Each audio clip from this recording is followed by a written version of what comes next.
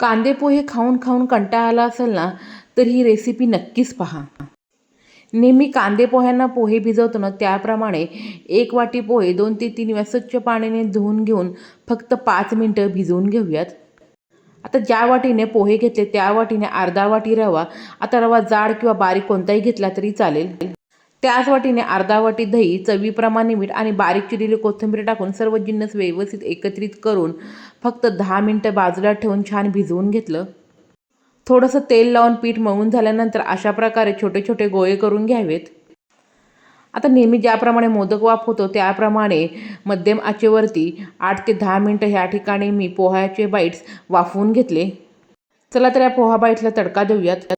तेलामध्ये राई, जिरं, तीळ, कढीपत्ता, हिरवी मिरची, लाल तिखट, सांबार मसाला, हळद, हिंग, थोडासा चाट मसाला टाकून अशा प्रकारे बाईट्स तयार. धन्यवाद.